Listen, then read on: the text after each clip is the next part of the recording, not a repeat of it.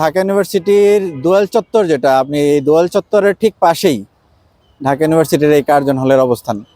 বিভিন্ন ঐতিহাসিক বিভিন্ন ঘটনা এই কার্জন হল কেন্দ্রিক ঘটেছিল আর কি বিভিন্ন সময়ে। আসসালামু আলাইকুম। আমার পিছনের যে হলটি দেখতেছেন ঢাকা ইউনিভার্সিটির কার্জন হল, 1904 সালে ভারতীয় উপমহাদেশের জর্জ নেথালিয়ান কার্জন এই কার্জন হলের ভিত্তিপ্রস্তর স্থাপন করছে। তখনকার যে ভাওয়াল রাজা ছিল, এই ভাওয়াল রাজা তখনকার এই কার্জন হল নির্মাণের জন্য 1,40,000 টাকা আর কি দান করছে। কার্জন হল তখনকার সময় থেকে বিভিন্ন সময় বিভিন্ন ঐতিহাসিক ঘটনা কিন্তু এই কার্জন হল আর কি কেন্দ্রিক হয়েছিল, যার মধ্যে ভাষা আন্দোলন, মুক্তিযুদ্ধ, বিভিন্ন সময় বিভিন্ন ঐতিহাসিক বিভিন্ন স্মৃতিতে জড়িয়ে আছে আর কি।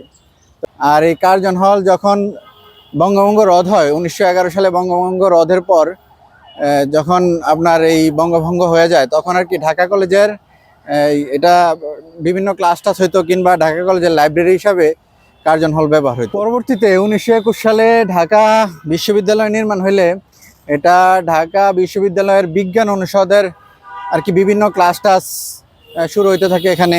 তারপর থেকে 1921 সালের পর থেকে এখন পর্যন্ত এটা ঢাকা ইউনিভার্সিটির বিজ্ঞান অনুষদের বিভিন্ন ক্লাস টাস, যেমন ফিজিক্স, তারপরে কেমিস্ট্রি সহ, মানে বিজ্ঞান অনুষদের জীববিজ্ঞান বিভিন্ন অনুষদের বিভিন্ন ক্লাস টাস কিংবা বিভিন্ন পরীক্ষা টরীক্ষা হয়ে থাকে আর কি এখানে। হলের যেই নির্মাণ কৌশল যেটা, এটা আসলে মুঘলদের এবং ইংরেজদের এই দুইটার মিশ্রণে এই কার্জন হল নির্মাণ করা হয়েছে। আর দেখেন, এটার মধ্যে একটু ব্রিটিশ ভাব আছে এবং মুঘলদেরও একটু ভাব আছে।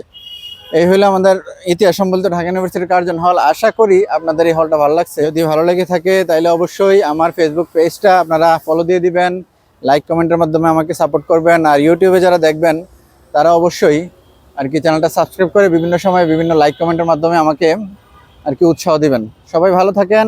কার্জন হলের সামনে থেকে বিদায় নিচ্ছি। আল্লাহ হাফেজ।